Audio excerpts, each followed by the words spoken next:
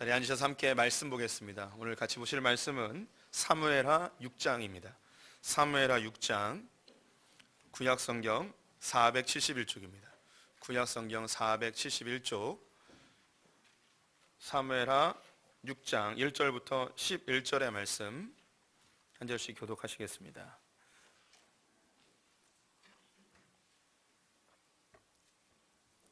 사무엘하 6장 1절부터 11절 교독하겠습니다.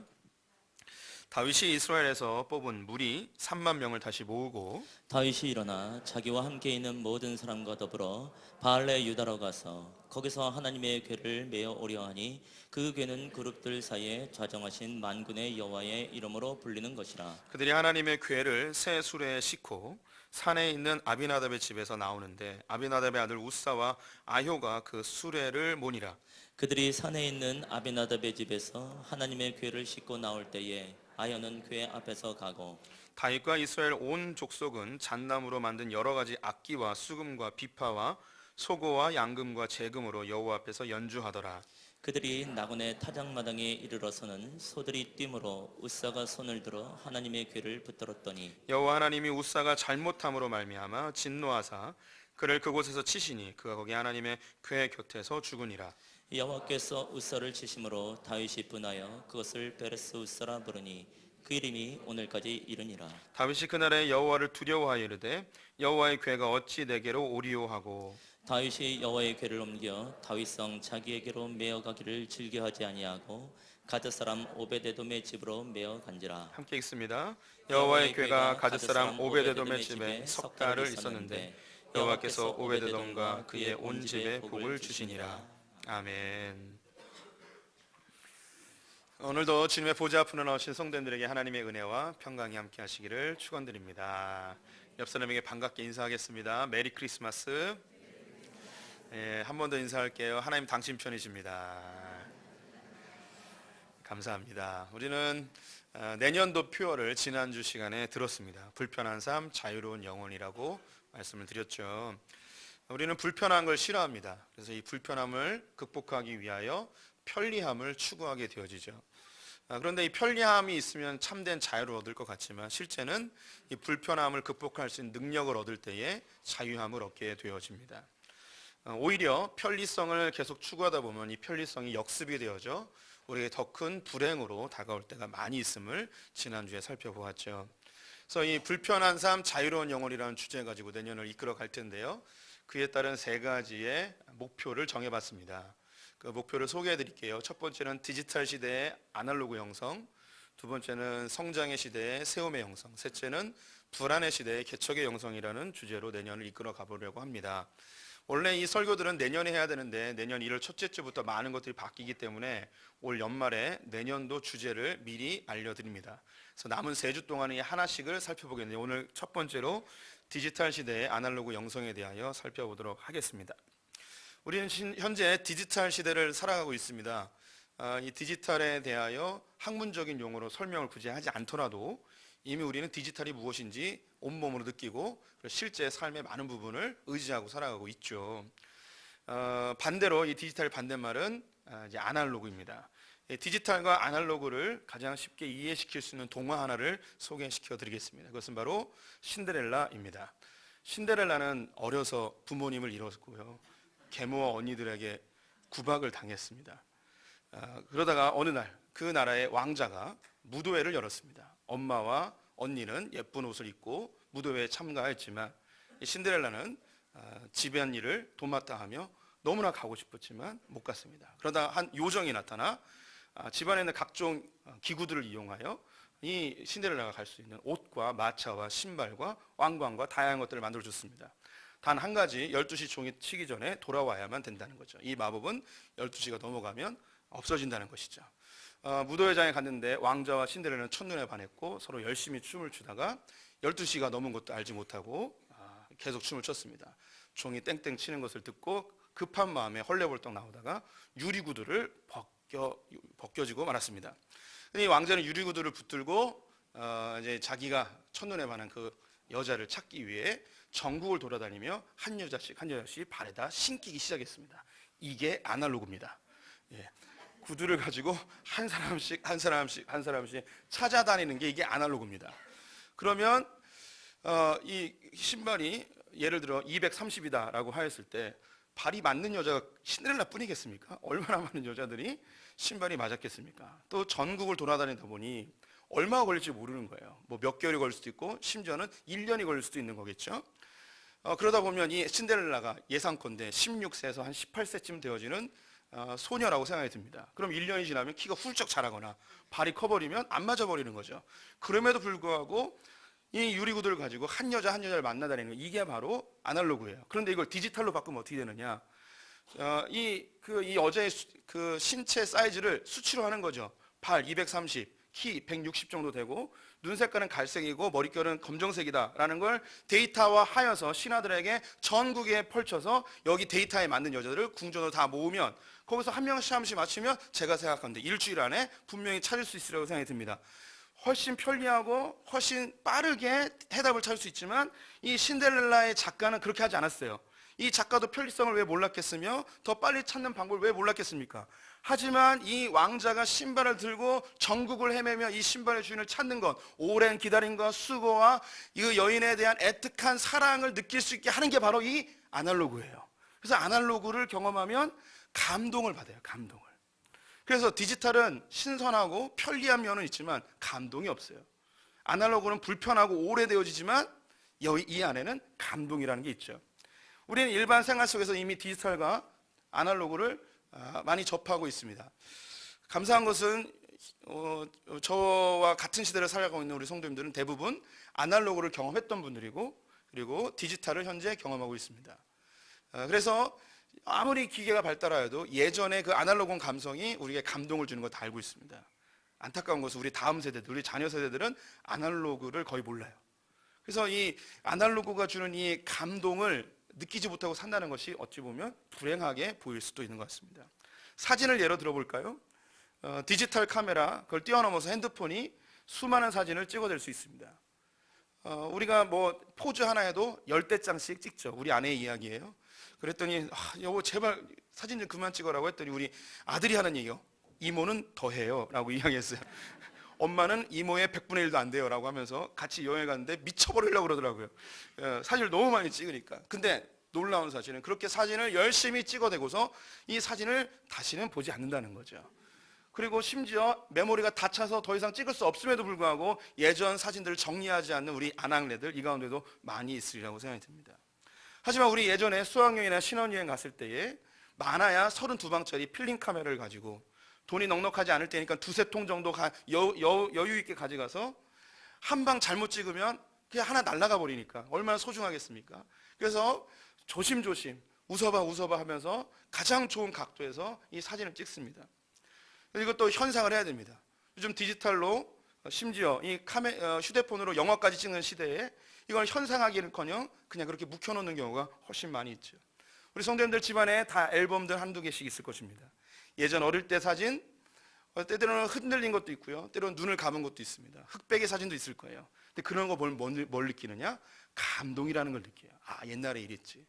근데 현대의 이 디지털 문명 속에서 이 감동이 점점점 사라지고 있습니다. 요즘 현대를 살아가는 연인들은요, 예전에 핸드폰이 없었을 때는 어떻게 연애를 했냐고 묻곤한다고 합니다. 여기 계신 분들 대부분이 핸드폰이 없던 시절을 살아봤을 것입니다. 공중전화에서 길게 줄을 늘어서고 자기에게 언제 기회가 올까 기다렸던 세월들이 있었으리라고 생각이 됩니다. 그리고 또 약속을 잡으면 그 약속은 반드시 지켜야 됩니다. 약속을 지키지 못하거나 늦어지면 연락할 수 있는 방법이 없기 때문에 어떻게든 빨리 가려고 하지만 요즘은 낭만이 없어졌어요. 그냥 문자하면 되죠. 너 어디야? 빨리 안 와? 뒤질래? 하면서 이렇게 막 빨리 재촉하게 되어지고 쉽게 나 오늘 무슨 일이 있어 못 가니까 뭐 약속을 언제로 옮기자라고 이야기를 합니다. 예전에 다방이나 카페 같은 데 보면은 자기가 언제까지 기다렸다고 하면서 쪽지에다 써서 그걸 남겨놓기도 하고 열심히 성냥으로 탑을 쌓았던 경험들도 있으리라고 봅니다. 또 때로는 약속을 하였지만 기다리다가 오지 아니하여서 온통 한겨울에 감기에 걸려서 집에 들어눕는 경우들, 그때는 고통이었지만 지나고 나면 굉장히 큰 낭만이고 즐거움이고 감동입니다. 첫눈이라도 올라치면 어디서 만나자고 이야기하고 혹은 예고 없이 남자친구를 찾아가기도 하고 여자친구를 찾아가기도 합니다. 안타까울 때는 남자 여자가 각자 찾으러 가서 상대방 진영에서 열심히 헤매고 다니는 경우들도 있습니다. 그렇게 몇 시간을 헤매다가 몇 시간을 기다리다가 겨우겨우 이 남자가 여기 오늘 못 만나나 보다 하고 버스를 타고 자기 학교 쪽으로 오는데 그 정류장에서 기다리고 있는 그 여인을 그 차선 도로 건너편에 있는 거예요. 막 달려가고 막 끽끽끽 하면서 막 너 뒤질래 막 하면서도 가는 거죠. 이런 감동, 감동이잖아요. 감동. 첫눈이 오면 그냥 찾아가는 거죠. 제 얘기하는 거예요. 기억이 납니다. 대학교 4학년 때 도서관에서 공부하고 있었는데 신대원 준비하고 있었는데 밖에 눈이 오는지도 몰랐어요. 근데 그때 삐삐라는 게 있었거든요. 그래서 뭐 삐삐가 온 거예요. 뭐 이렇게 여자친구한테. 그래서 밖에 나갔는데 기억이 나는 거예요. 그때 입고 있던 옷, 제가 입고 있던 옷, 눈이 막 내리고 그래서 있는 거예요. 그래서 그걸 또 집에 가서 사진기 가져와서 사진 찍고 그 사진이 있어요. 아내가 와준 거예요. 막 생각만 해도 눈물 나는 막 이런. 얼마나 감동이에요. 난 기대도 안 했는데 눈이 오는지도 몰랐는데 첫눈이 오면 만나자고 약속했는데 그냥 도서관 앞에 와가지고 무작정 기다리는 얼굴빛들을 보니까 부러운 눈빛들이시군요. 다시 시간은 돌이킬 수는 없고 한번 해보시죠. 남편의 직장 앞에서 그냥 눈 올 때 그냥 기다려 보시고 아내가 쇼핑하고 있는데 그냥 한번 기다려 보시고 그러면 어떨까 싶습니다. 우리 성도님들 손편지 받아본 게 언제적이신가요? 요즘은 문자 메시지로 사랑한다, 고맙다, 감사하다는 것으로 그냥 끝내버리는 시대입니다. 좀 긴 내용이라면 이메일로 타이핑을 열심히 쳐서 보내버리죠. 그 예전에 많은 문호들이나 음악가들이나 이런 위인들을 보면 그 사람들의 전기를 쓰거나 그 사람들의 흔적이 대부분 어디에 남아있냐면 가까운 사람과 보냈던 편지를 통해서 남아있어요. 근데 요즘 유명한 사람들은 자료를 훗날에 한 100여 년 후에 찾기가 어려울 거예요. 왜냐하면 글씨를 써놓은 게 없어요. 대부분 이메일이나 문자나 이게 다 사라져 보니까 요즘 유명한 사람이 훗날에 위인전 쓰기가 굉장히 어려울 거라는 생각이 듭니다. 예전에 손편지 한 통 받으면 얼마나 감동하고 기뻤습니까? 예쁘게 장식하고 그런 거죠. 저희 둘째 아들 이야기를 좀 해보겠습니다. 늘 안 좋은 얘기 하는데 오늘 좀 좋은 얘기 해보려고요. 양해해주고 들어주시면 좋겠습니다. 저희 둘째 아들은 공부를 안 합니다. 포기했습니다. 중학교 1학년인데 벌써 포기했습니다. 아주 조숙한 아이죠. 책상에는 참고서나 책들이 전혀 없습니다. 각종 잡동사니만 잔뜩 있습니다. 근데 제 둘째 아들의 책상에 유독 눈에 보이는 게 한 가지가 있습니다. 그게 뭐냐면 편지지입니다. 이 둘째 아들은 친구의 생일이 되면 손편지를 써줍니다. 거기서 이걸 주는 거예요. 선물과 함께. 얼마 전에 저희 아내의 생일이었는데 생일날 아침에 둘째 아들이 등교를 하기 위해서 헐레벌떡 챙겨서 엘리베이터 앞에 서 있었습니다. 근데 갑자기 문이 열리더니 신발을 신은 채 자기 방으로 들어가는 거예요. 뭘 가지고 나오더라고요. 그런데 그걸 가지고 그 엄마의 아내의 핸드백에 이렇게 뭔가를 집어넣었어요. 그리고 다시 갔어요. 그건 뭐였냐면 엄마의 생일 축하하는 편지였어요. 아내가 뭐 감동을 하죠. 뭐 펑펑 우는 거예요. 선물도 없어요. 그냥 편지 하나인데도 그냥 하는 거죠. 이게 감동을 주는 거예요. 감동을. 그래서 우리 아내도 손편지 써가지고 아들한테 또 보내주고. 우리 성도님들 아들한테 손편지를 받았다. 그 아들이 정말 속색이는 아들일지라도 그냥 감동이 되는 거예요. 그런 거 받아봤냐고요. 자녀 교육 좀 똑바로 시키십시오.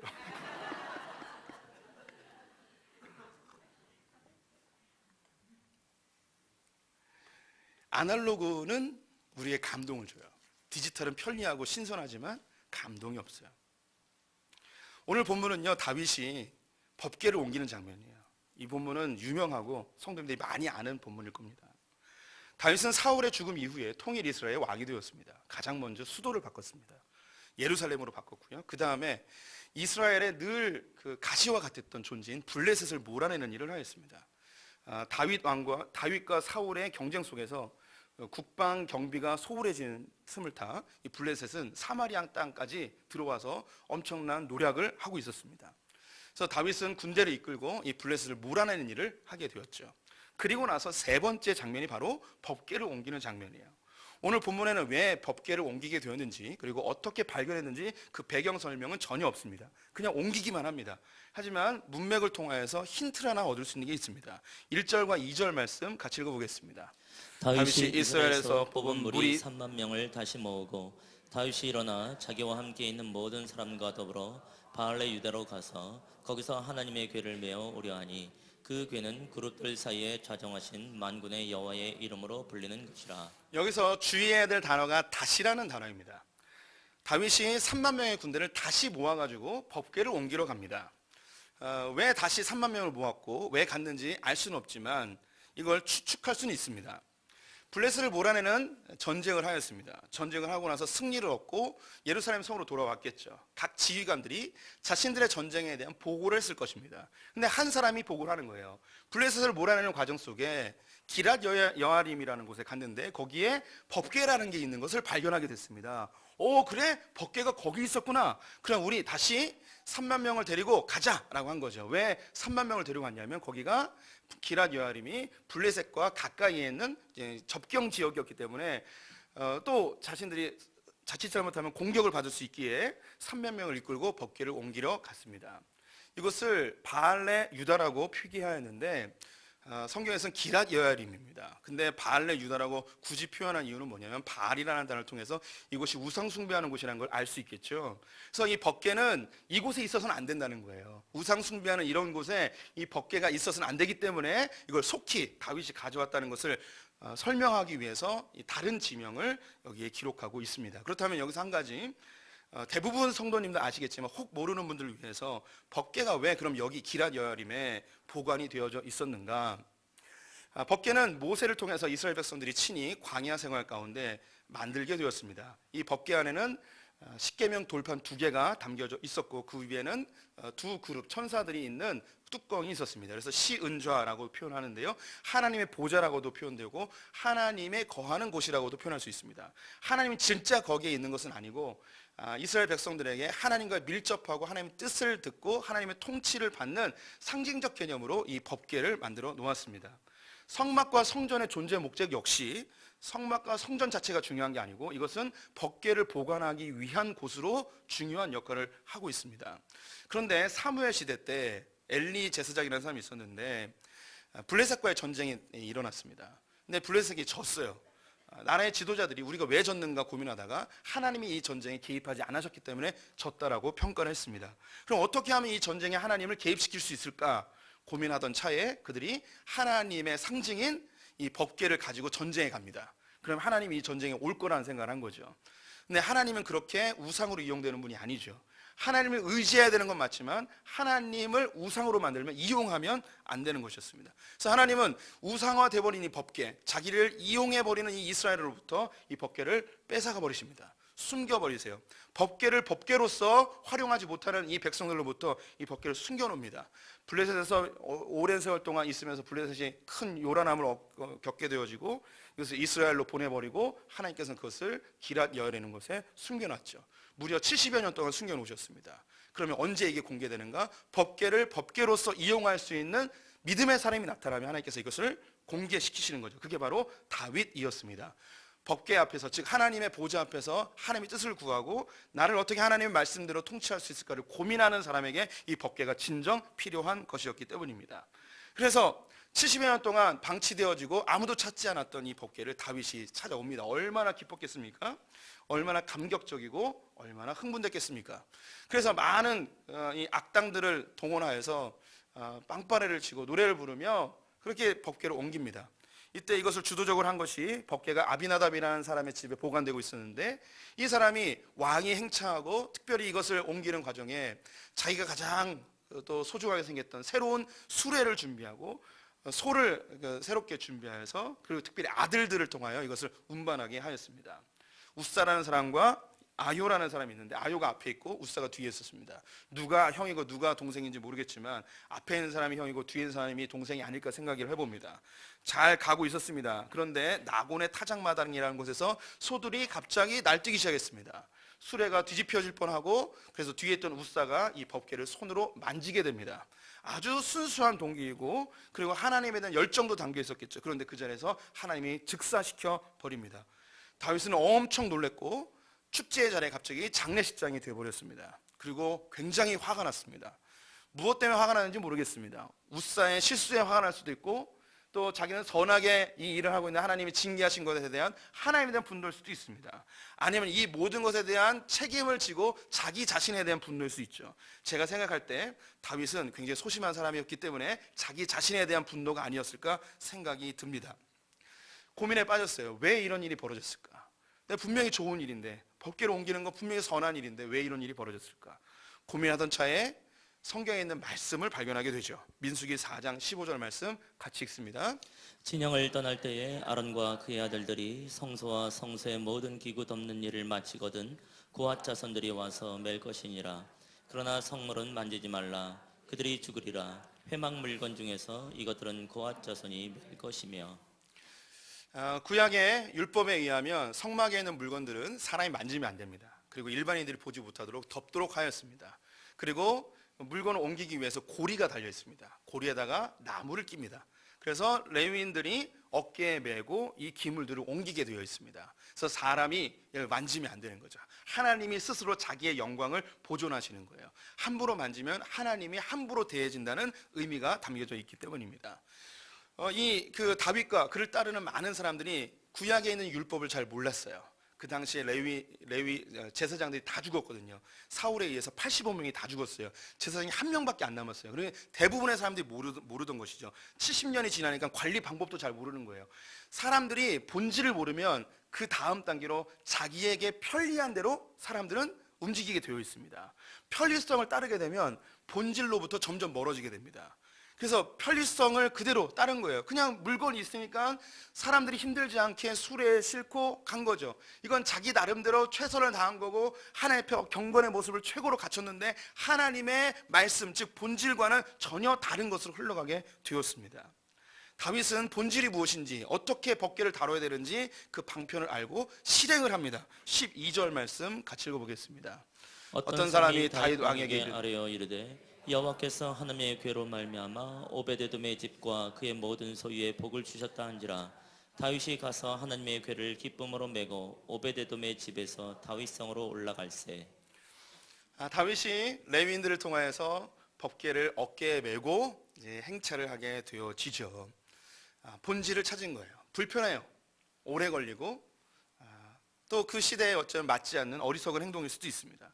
하지만 본질을 찾아갈 때 하나님께로부터 큰 복을 받고 하나님 믿음의 조상으로 인정받는 다윗이 되어집니다. 아날로그 영성에 대해서 말씀을 드렸는데, 아날로그 영성은 아날로그 자체가 감동을 줍니다. 그래서 이건 자체는 본질을 찾아가고자 하는 것입니다. 편리성을 추구하는 디지털 시대에 아날로그 영성을 추구하자는 것은 본질로 돌아가자는 것이고, 하나님 앞에서 하나님을 감동시키는 성도가 되고자 하는 우리의 몸부림이길 원하는 표어입니다. 우리는요 매우 실용적인 시대에 살고 있습니다. 그러다 보니 진짜 가치 있는 것에 대해서 소홀하게 되고 진정한 가치에 대하여 편리성을 추구하다 보면 이 가치가 손상되는 경우가 많이 있습니다. 우리 성도님들의 삶 가운데 정말 가치 있는 것이 무엇이 있을까요? 대표적인 것 3가지만 골라봤습니다. 첫째는 성도님들의 건강일 것입니다. 두 번째는 관계이고요.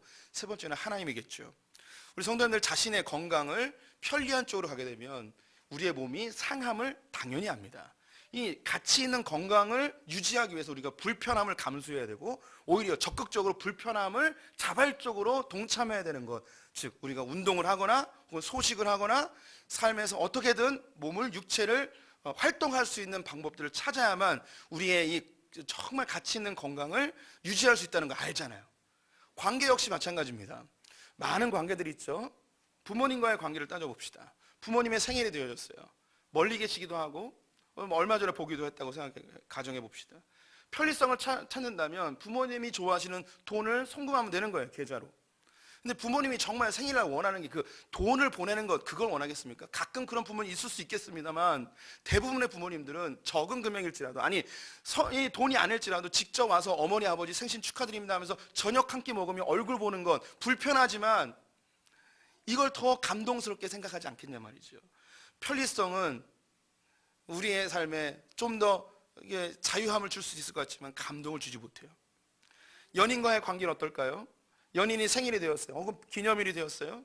우리 뭐 많이 사용하시는 카카오톡에 자기야 사랑해 생일 축하해 그리고 선물 한번 딱 눌러가지고 그 뭐 이렇게 선물 딱 보내주면 그래서 받는 사람이 아 기쁘다라고 할 수는 있겠죠. 근데 정말 감동이 될까요? 그렇진 않죠. 남자친구가 백화점에 가서 여자가 좋아하는 선물을 사가지고 예쁘게 포장하라고 그 안에 손편지를 써서 다 예쁘게 리본 해가지고 생일날 카페에 만나서 레스토랑에 만나서 딱 이렇게 주면서 자기야 생일 축하해 라고 할 때 그것이 진짜 감동이겠죠. 선물을 그냥 받아든 순간부터 감동일 거예요. 열어가지고 안에 있는 내용물을 보고 실망을 할 수 있을지 모르겠어요. 하지만 받는 그 자체만으로도 얼마나 큰 감동이 되겠습니까? 신앙생활 역시 마찬가지입니다. 하나님은요 이스라엘 백성들을 굉장히 불편하게 자꾸 만드셨어요.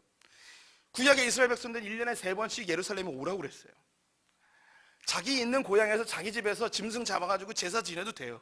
근데 하나님이 굳이 오래요. 굳이. 하나님 왜 오라고 그랬을까요? 그 오므로 인하여서 저 갈릴리 지방 같은 데서는 오려면 2박 3일 걸려요. 가는데도 2박 3일 일주일 잡아야 되는 거예요. 그러니까 그 불편함을 감수하고 오라는 거죠. 불편함 속에 하나님을 만나고자 하는 그 마음 가지고 오는 그 모습에 주님은 감동하는 거죠. 짐승을 가지고 오래요. 얼마나 불편하겠습니까? 그 뭐 소나 양이나 가져오면 비둘기는 그냥 바구니에다가 가져오면 되겠지만 소나 양 가지고 오다가 얘가 흠집이 나면 이게 아무 제사에 쓸 수 없는 무용지물이 되는 거예요. 하지만 조심조심 내가 하나님께 제사 드려야지 하나님께 예배해야지 하면서 조심조심 오는 그 정성 그 마음 그 주님이 그걸 보고 싶어 하는 거죠. 그래서 주님이 감동을 하는 거예요. 솔로몬이 죽은 이후에 이스라엘이 남과 북으로 갈리게 됐습니다. 북쪽 이스라엘은 여로보암이라는 사람이 통치를 하게 됐는데 이 사람이 몇 가지를 바꿔버렸어요. 편리성을 위해서. 두 가지를 예를 들자면 원래 예루살렘에 가서 예배를 드려야 되는데 여길 못 가도록 이걸 막아버리고 어디다가 성전을 짓냐면 저 꼭대기에 있는 단과 베들이라는 곳에 성전을 짓고 거기다 금송아지를 만들고 거기서 예배하라고 한 거예요. 단은 어디냐면 갈릴리 저 꼭대기 위에 있는데요. 위에 있는 사람 밑에까지 올리면 불편하잖아요. 그러니까 하나 더 만든 거예요. 베들에다 또 만들고 원래 하나님은 중앙 성소 제도라 해서 성전에 한 곳에만 있게끔 하였어요. 그곳에 아무리 멀리 있어도 외국에 있어도 이곳에 오라는 거예요. 하나님 앞으로 오라는 거죠. 하나님 어디에 계시지만 한 곳에 와서 그 마음 그 육체로서 하는 그 믿음의 행위를 주님은 너무너무 보고 싶어 하시는 거죠. 또 한 가지 여로보암은요 절기를 바꿔버렸어요. 초막절이라는 절기인데요. 초막절은 우리에게 추석과 비슷한 거예요. 추석 감사절과도 비슷하죠.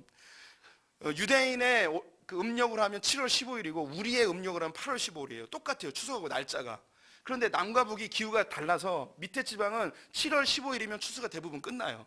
북쪽은 8월 15일이 돼야지 추수가 끝나요. 한 달 정도 차이가 있어요. 그래서 북쪽에 있는 사람들의 편리성을 위하여 한참 일하고 있는데 절기를 지키기가 어려우니까 7월 15일에서 초막절을 8월 15일로 바꿔버려요.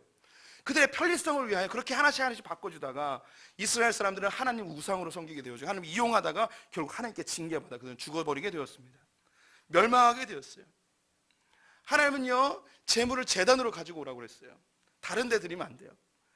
제가 그 아주 큰 교회 몇만 명 모이는 교회를 가봤는데 교회 곳곳에 ATM 기계가 있더라고요. 현금 인출기 있잖아요. 자동으로. 거기에 제가 한번 딱 열어봤어요. 봤더니 뭐라고 되냐 11조 감사헌금, 선교헌금, 봉사헌금 있는 거예요. 카드 넣고 딱 누르면 자동이체 되는 거예요. 아 좋다라고 생각이 들었죠. 근데 약간 씁쓸한 거죠. 우리 교회에서도 교회 계좌번호 알려달라고 하는 분들이 있어요. 왜 우리 교회는 주보에다가 계좌번호 안 쓰냐고, 홈페이지에는 왜 안 쓰냐고 이렇게 쓰는 교회들이 있어요. 생각을 해보십시오. 몇만 명 되는 교회에서 헌금을 내면 그 개수하는데 얼마나 시간이 걸리겠습니까? 하지만 계좌로 딱딱딱 들어오면 헌금이 유실될 염려도 없고 얼마나 편리하게 이걸 관리할 수 있겠어요. 하지만 그 안에 뭐가 없냐면 헌금을 미리 ATM 기계에서 은행에서 찾아서 이걸 면을 다 맞춰가지고 봉투에 집어넣어서 이름 쓰고 감사 제목, 기도 제목 써서 하나님께 가지고 나오는 이것, 주님의 제단 앞에 직접 가지고 나오는 이 모습에 하나님이 감동하는 건 이건 없단 말이에요. 현대 사회에서 부득이하게 계좌 이체를 해야 되는 경우가 있어요. 때로는 많은 금액을 헌금할 때 이걸 가지고 오는 것 자체가 어려워요. 요즘은 10,000원권이 있어서 50,000원권이 있어서 헌금 들어가기도 하죠. 옛날에는 10,000원권은요 저 그 구멍에 들어가진 않는 거예요. 이 헌금이 많으면. 경험이 없군요. 안 해봤군요. 10,000원짜리 100만 원을 넣으려고 해보세요. 안 넣어져요. 예, 저는 어떻게 할까요? 해봤어요. 이런 거. 좀 해봐요. 좀 이렇게 만 원짜리 100만 원, 만 원짜리 없으면 1,000원짜리 100개 해서 한번 넣어봐요. 넣어지나? 그러니까 이게 안 되는 거죠. 그리고 돈을 실제로 가지고 오는 것 자체가 좀 위험할 수도 있어요. 제가 대학생 때인지 고등학교 때인지 정확히 기억이 안 나는데 아버지가 은행에다 돈 좀 입금하라고 돈을 주신 적이 있어요. 제가 일부 예배 때는 5천만 원이라고 그랬는데 생각해보니까 아버지가 5천만 원까지는 주진 않은 것 같아요. 근데 생각해보니까 약 2천만 원쯤 되지 않았을까? 정확히 액수는 모르겠어요. 하여간 엄청 컸어요. 1,000단위였어요.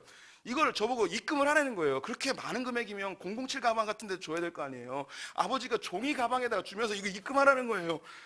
저는요 이걸 벌벌벌 떨면서 모든 사람이 제 돈 갖고 가는구나 다 눈치챌 정도로 이걸 이렇게 가지고 가고 있는 거예요. 교회 올 때 많은 돈을 가지고 오면 분명히 불안해요. 그래서 계좌이체 하는 여러 편리성이 있을 수 있어요. 하지만 그럼에도 불구하고 본질은 잃어버리면 안 되는 거죠. 이 재정을 준비하여서 하나님께 정성껏 드리는 이 마음, 하나님 그거 보고 싶어 하는 거죠. 주님이 돈이 없겠습니까? 돈이 뭐가 그렇게 필요하겠습니까? 우리의 재정의 주인이 하나님이십니다라는 걸 미리미리 준비해서 하나님께 드리는 그 마음을 주님이 보고 싶어 하는 거죠. 이스라엘 백성들이 이 재물을 가지고 오려면 2박 3일, 멀게는 더 오랜 시간 동안 가져와야 돼요. 오면서 막 흠집도 나고 그러는 거죠. 그러니까 이 이스라엘 사람들이 편리성을 위하여서 예루살렘 성전 주변에 소와 양과 비둘기를 파는 상점들을 마련했어요. 근데 이 사람들이 잘 팔면 되는데 흠집 있는 것도 흠집 없다고 하면서 사기치면서 막 파는 거예요.